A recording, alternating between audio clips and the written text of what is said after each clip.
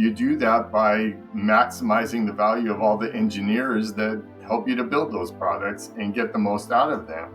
And SimOps, I really believe, is going to be the pathway to do for simulation what DevOps did for product development. Out of the Magnificent Seven, these are the most valuable 7 companies on the planet.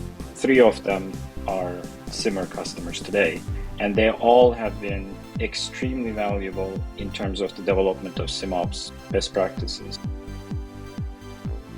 Welcome to the OrionX Download Podcast. Join Shaheen Khan, the OrionX analysts, and special guests as they discuss and simplify the big ideas in technology that are changing the world. Thank you for being with us. Hi, everybody. Another episode of OrionX Podcast, and I have the pleasure of 2 very dear friends and a very important topic. So, Burak, Yenier, who we have worked together and seen the development of first Uber Cloud, and then as of recently, Simr.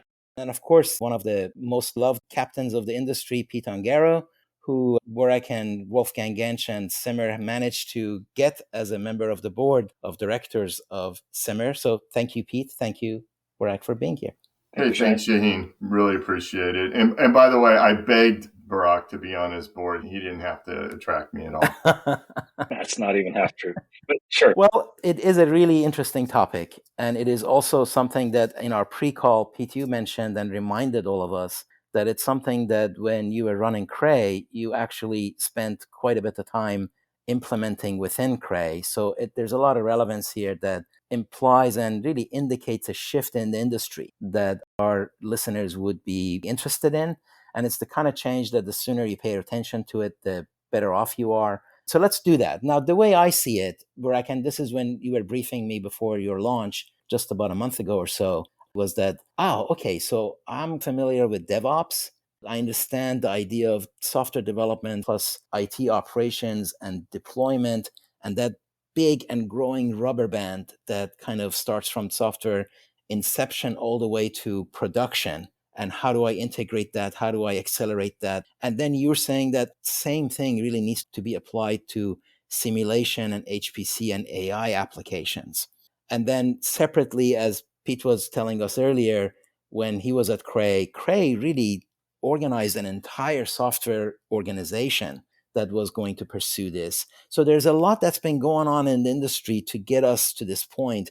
So maybe, Burak, I can start with you telling me a bit of your journey and how you guys saw it and took the step to do something about it. Sure. First of all, SimOps is not something that you buy. It's a practice, very similar to DevOps. I think that's an important similarity. Being able to take those complicated simulation workloads and apply various computation techniques to them takes quite a bit of, let's say, practice. The rubber band analogy is excellent. The folks who need to manage simulation infrastructures, they need to understand the simulation codes. You know how tightly coupled they are. And they need to understand infrastructure. They need to understand user workflows. Let's not forget about those. Let's talk about them today. And all of that coming together requires quite a bit of experience and knowledge before you can run these and operate these environments. So we thought, hey, somebody should be writing these down.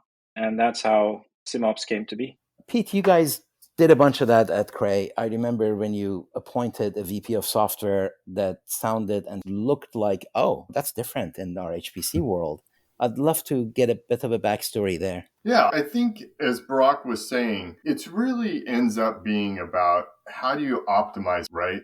People are the most valued resource in the whole equation. And how do you get the most out of them? How do you let them be the most effective and efficient that they could possibly be?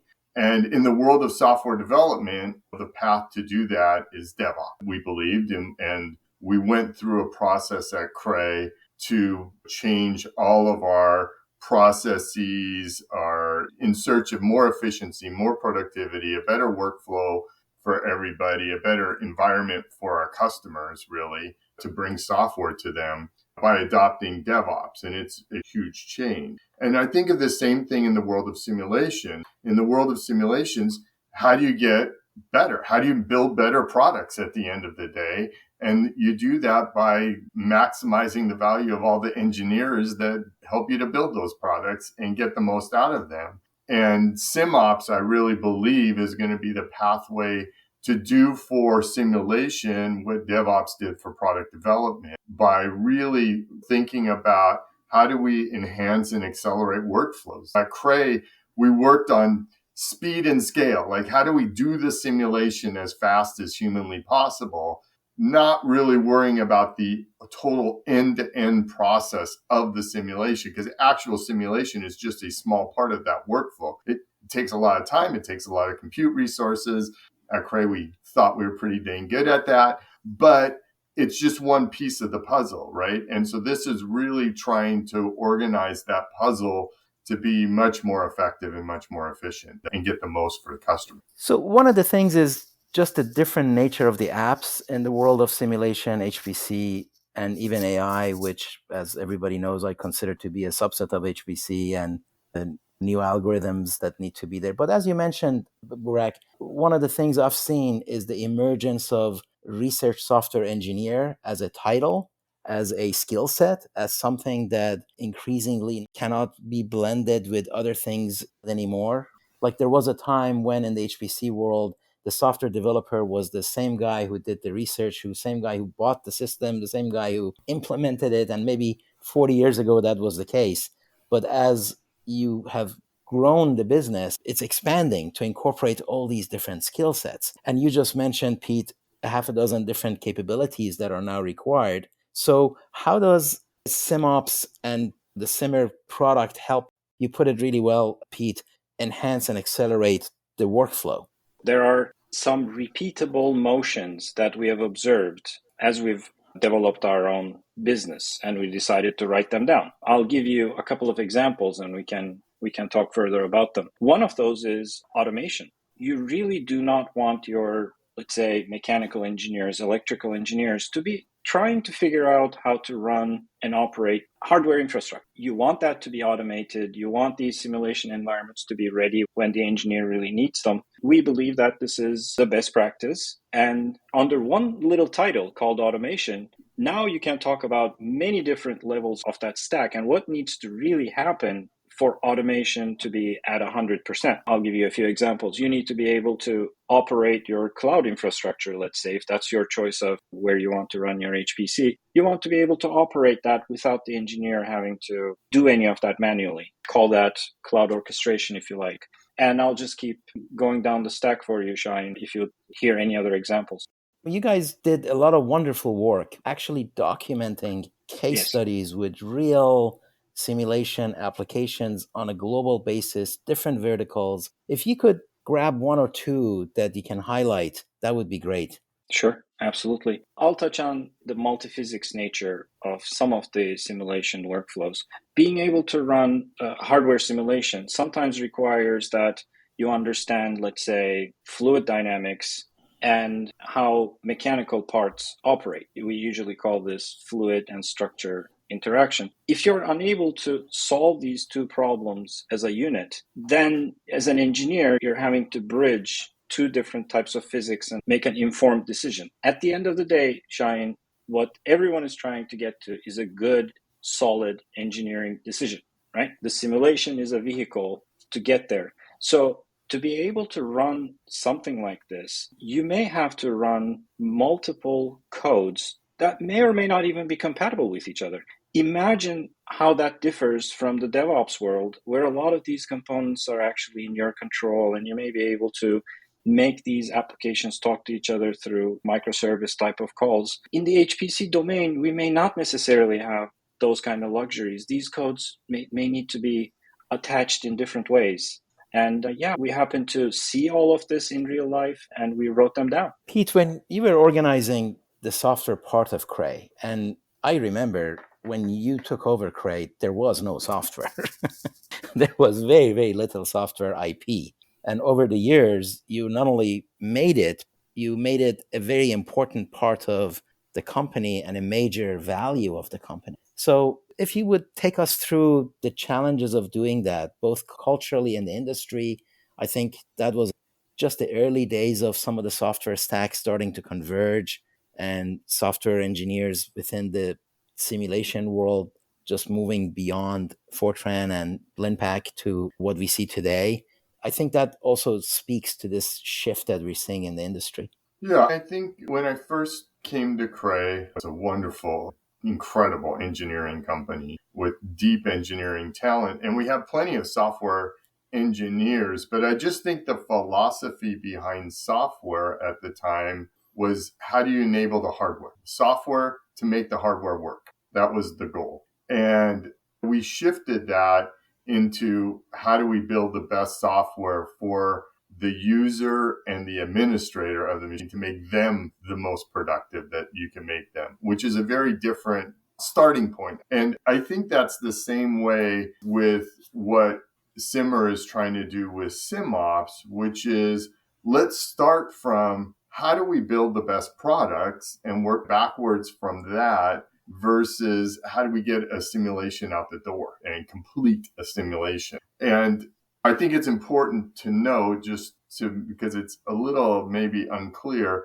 Simr is a company, SimOps is a practice. And so Simr is going to have a piece of that stack, hopefully, and many multiple pieces. But what they're really doing is just helping the industry and the user community to bring this to fruition, the whole concept of it. And as part of that, hopefully play an important role, in some small role in that in stack that will happen, just like the DevOps, right?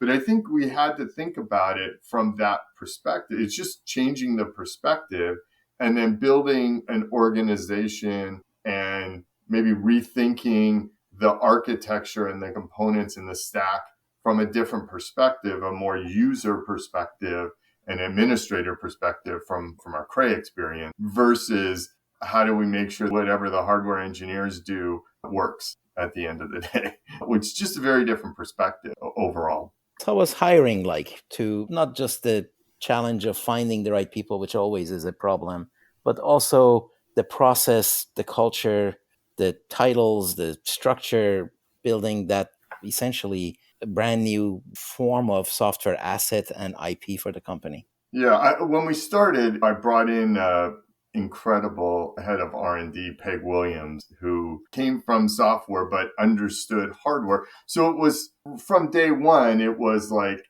hey, software is going to lead the charge, not hardware, right? And at Cray, of course, we had such deep, strong hardware bench already. I wasn't worried about that part. But I think that's true in many environments, because the hardware side is expensive and really expensive, and making mistakes to have to respin components or whatever, or start from scratch sometimes again, is very expensive. I think you have a tendency to lean in that direction more, versus really trying to think about it from the user perspective and how do you add the most value. And what you find is you just make a lot of different trade-offs. But it was more not really about changing how we hired people, but really just stating more the philosophy and getting support behind that. And at the end of the day, people want to build, whether you're building a computer or you're building an automobile, everybody wants to work on something that's going to be successful in the market, right? It's no fun when you build something great, but it's not adopted by the market, right? And so you want to really optimize for that. And once you can get everybody behind that as the goal, then I think you say, okay, then what do we got to do to achieve that goal? And everybody rolls into that. And I think the same thing here. Building great simulations is not the goal. The goal is building great products. And how do we help companies, manufacturing companies, build great products? Well, by adopting SimOps as a discipline and these processes and this stack that's going to be built around this is going to help you to do that, enable you to do that, and give you a framework to start. So one piece of this really is, whether you're building a product or advancing science, that the methodology is different. You are, in fact, using simulation, AI, digital twins, and that by itself is a major shift that's causing you to have to step back and say, I need a more efficient process to do this. And you're right. When I think of it like that, I can see the evidence emerging that even in a small academic group, that kind of methodology is creeping in. So, yeah, the complexity is just getting higher and higher for these manufacturing companies, right? Digital twin's a great example, but just the adding in more physics. How do we build AI and ML? How do we take advantage of these kinds of technologies? Larger data sets. All of this just amps up the complexity. And therefore, all of a sudden, how do we manage this complexity and how do we build products in much different environment than we used to build products in? And this is a framework in which to do that with. And I'm really proud that Simr's leading it. yeah, that's really great. I mean, Burak, you and I were talking pre-call that in the old mainframe world, I didn't need a DevOps. I was like, I was fine and spec process done. But as we went from that to client server, multi-tier, serverless, peer-to-peer, and now, like you're saying, different applications, different modules, different data flow, instruments that are themselves looking like a computer, and how am I managing all of that? That complexity really does demand this. Now, Burak, as I mentioned earlier, you guys have worked with manufacturing companies, national labs, academic world, and you've documented the case studies. Is there an example that you could share with us of someone who has done this that has really moved the needle? Sure, absolutely. And at Simr, we do not design new products, but we are right there as new products are being hatched. And sometimes many years later, we get to see those products in real life, and that's very gratifying. I'll give you one example. A manufacturer of cell phones, smartphones, was trying to figure out how to place their antennas in the appropriate locations in their device so that these multiple antennas would not interfere with each other as they're operating. Imagine there's a Bluetooth antenna, there's a Wi-Fi antenna, there's a 5G antenna somewhere. And at some point, you cross that boundary where human intuition is just no longer enough. I mean, these are brilliant engineers. They know their business like no one else, but there's that human limit to how much your intuition can take you to the best product. And I believe, Shaheen, something else happened right at the same time. As products were getting more complicated, the expectations of consumers has changed. They do not want good enough products. People want the best product. And the two of those combined took the complexity level, like you were saying, to the next level. And at that point, at each of those turns, which you mentioned, we have made trade-offs. We didn't necessarily realize where these trade-offs were taking us. We traded off operational complexity, and we were trying to get to more performance to design these more complex products. At the end of the day, where we ended up with is a very complicated operating environment. And that's what we're trying to address with the SimOps best practices. Got it. And you're also right that something upstream is now way closer to the downstream deployment. Right. I think that's part of the whole continuous improvement, continuous development, continuous release, right? Yes. And I know that you saw it firsthand, Pete, at Cray and then at HPE, that emerging. Let's chat a little bit about that, about the real-time nature, maybe not quite real-time, but moving closer to everything happens in real time. You're more worried about, like you said, a working application rather than a very nicely documented book that describes it, right? Yeah, I think it's just the added complexity, right? It starts to change what you need to do to move the company forward to make it successful in the new world, as Burak says. I mean, good enough products don't cut it anymore. Good enough simulations, therefore, aren't going to cut it anymore. And so we have to adopt these in order to build the capabilities that we need to build to be successful as a company. Again, whether you're a computer manufacturer, whether you're building automobiles or cell phones or whatever. And so that real-time nature or movement toward that, again, I think of it just as another vector of complexity on top of all the other vectors of it that are being added in order to move in that direction, right? And so how do we do this in the best way? What tools do we need? What processes do we need to build these workflows in order to make sure that we're attacking all these different complexity vectors and moving forward? I think it's the trick. That's where the secret sauce is. Two other things came up, and then please bring up other topics that we haven't talked about yet. One, Burak, you mentioned packaged apps. And it is true that if you are in the simulation world, not only do you have to know the physics and the algorithms and the math, and you've probably coded a half a dozen of them yourself, but you're also highly familiar with what in the old days was called the nifty 50 applications that are prevalent and everybody sees it. Now the HPC world is seeing the emergence of mega software vendors as well that are trying to really do the whole workflow integrated. So there is massive need for familiarity with those applications. Let's talk a little bit about that. Then I also want to touch on cloud and then any other topic that we should be discussing. Sure. When you look at what it takes to build a new product and do all the design elements of it, as you said, there are many packaged applications which have been extremely successful in replicating real life physics inside of computers. And one of the things we recognized as a best practice early on was, hey, we need to leave the decision of which simulation tool needs to be used with the engineer. Right? We should not be dictating at any point of time what simulation tool is available to the engineer.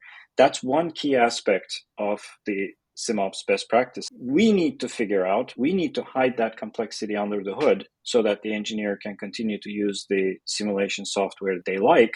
And that's not enough. It's also the versions of the various simulation applications, because they do matter. In the simulation world, which version of the simulation tool you used makes a difference. So a lot of those complexities have been codified into SimOps and later into the Simr platform. I'll give you one more. You talked about cloud. I'll mention that in the same sentence. When you look at what it takes to feed these applications are hungry. To be able to run a complex simulation, which, real physics, you really need to put a lot of computer juice, behind it. And cloud is one way of achieving that. And yet again, look at the complexity there. There are different architectures of the silicon. There are different architectures of networking. There are different architectures of storage. And let's be honest with each other. I believe that cloud operators are actually more differentiated than people give them credit for. And if you don't automate it in the correct way, what you end up with is the least common denominator. You will be forcing the engineer to use only what's common across the cloud providers. Why not give the engineers the capability to use the latest and greatest of each of the clouds? And that's again, one of the best practices that's been codified. That's a major benefit, really, that I can now use whatever bells and whistles that are unique to a particular cloud without actually being an expert at it. That is right. Yeah. Now, Pete, you guys not only built a system that you said acts like a supercomputer, used like a cloud, if I remember the wording correctly, which was very clever, but you also actually supplied the cloud providers in a big way. And that's becoming even more common these days with GPU as a service emerging as a form of cloud that is making its own identity. So what are the differences in the on-prem versus cloud, small versus large systems that can be highlighted here? When cloud first started, systems were much more loosely coupled, not very tightly integrated, very efficient for running many jobs at smaller scale. And at Cray, we were the opposite, right? We would run very few jobs at massive scale, right? Right. Very tightly integrated, right? So it was almost like the cloud and a Cray system were on opposite ends of the spectrum. Today, when we look at what's available on cloud, you're starting to see more and more tighter integrated systems. You're starting to see more systems that can handle communications-based applications versus just computationally based applications, right? You're starting to see those things all blur and blend over time. And you see that a lot with AI, right? So some of the AI systems that are built for AI today on the cloud are starting to look pretty close to what a tightly integrated supercomputer does. But I think the key is at the cloud level, you can do a lot more around the workflow and productivity aspects of things. And so how do you bring that to simulations and integrate that all? So I think there's no doubt more and more simulations are moving to the cloud. I don't even think that's up for debate, right? The question though, as Burak was saying, is how do you make that the most effective way to do things, right? How do you increase your effectiveness while you're doing that movement over time? And one of the things that is really exciting with the Simr team is they don't only have very large manufacturing customers, they have some of the biggest tech companies on the planet as customers. And so those products are getting integrated cloud first in many ways. And the SimOps stack will be built in a way to blur the difference. You run it on the cloud or on-prem or a combination, which probably most people will do some aspects of. Great points. I know you guys have worked, Burak, with many well-known household brand names. I know you probably can't talk about them like it's usually the case, but to the extent that you could allude to or indicate the kind of work that is being done as a case study or as an example, that'd be great. So hopefully you can. Sure. I'll mention that out of the Magnificent Seven, these are the most valuable 7 companies on the planet. 3 of them are Simr customers today, and they all have been extremely valuable in terms of the development of SimOps best practices. They had very similar, in their own way, very similar, let's say, challenges. They hired, for example, the smartest engineers on the planet, and in many cases, they told us, hey, look, this is it. This is the team which will develop the product. Now, how can we get the maximum out of this team? Can we use computation as a mechanism to accelerate? And that was part of what we tried to achieve. Another very common aspect out of all 3, Shaheen, was they live and die by the intellectual property of their products. So they did not feel that it would be appropriate to give their data to a third party to operate on it. So one condition they had was, hey, it runs on me. So whatever that meant to them. In some cases, it meant on-premise equipment. In other cases, it meant our cloud account. So our, in the sense, the customer's cloud account. And all of this, again, got codified into the best practices. And you can appreciate how much change that requires from how your architecture needs to operate. So yeah, we learned a lot, the 3 customers we have in the Magnificent Seven, and it's very gratifying to see their technologies hit the marketplace and be successful. All right. So another question I've had that I remember now, Pete, you alluded to the developer, the user, the administrator, different constituents that need to be checked off. And SimOps as a practice, as a discipline, integrates a bunch of those. You also, as you were talking about product development, Burak, I remembered product data management when it first came on the scene as a meta in parallel with product development, but as a repository of institutional knowledge as well as current. Tell me a little bit, if you can, on how this process integrates all of that. And maybe separately after we're done, you can actually just give us a quick update on Simr itself, the kind of products that you provide and where people can go to get more info. One of the challenges that we went after was cross-functional collaboration. And I think that really ties neatly into what you were asking about data management. There is not a single product out there that you can imagine that's created by a single engineer. These are team efforts, right? There are different types of physics that need to be simulated with experts on each. There are, let's say, various versions of the product that need to be developed. That requires large teams. So storage is in the center of that. Shaheen, the 2 products that Simr makes available in the marketplace are, one is a computational automation product. So we talked about high performance computing. So how can we create a high performance computer on demand? That's what, in essence, that product does, and run simulation codes on it in a very automated and efficient way. So that's one product. And the second, again, dovetails into your data-related question, is a data management platform. And when we talk about a data management platform, you're talking about the bits and bytes that you need as an engineer to be able to make good, solid engineering decisions. I should be able to figure out what my product will behave like in real life, see that inside of my data management platform, and be able to explain my decisions to my peers and to my managers even. So all of that is part of the Simr platform. Brilliant. Where can people go to learn more, both about the practice and about what Simr itself offers? Yeah, so simr.com, that's SIMR.com is the right place to start. We have a tab for simulation operations automation, SimOps in short, on this website. And we're also putting together repeat webinars so that people can get engaged. Good job getting that URL, by the way. It's hard to get a 4-letter URL with .com these days. And a vowel in there too. That's true. All right. Now, are we going to be able to see you at SC24 or some other big show that's coming up that can continue the discussion? Yes, I hope to be there and be a part of the community. Absolutely. Pete, are you planning on being in Atlanta at all, or? I'm not sure yet. I haven't made that decision. Still got a couple months to think that one out. But yeah, we'll see.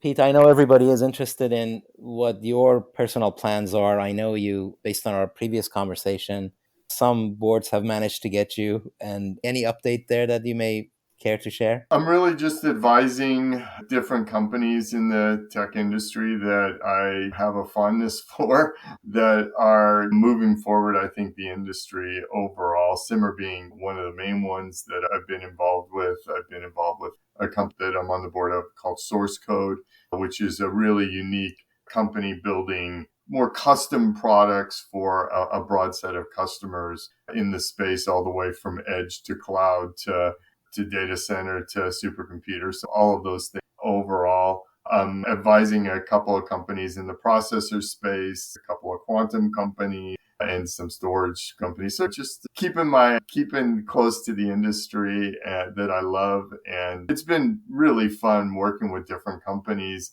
talking through different problems. It's like all the fun parts of the job, right? So that's right. HPC without the boring bits.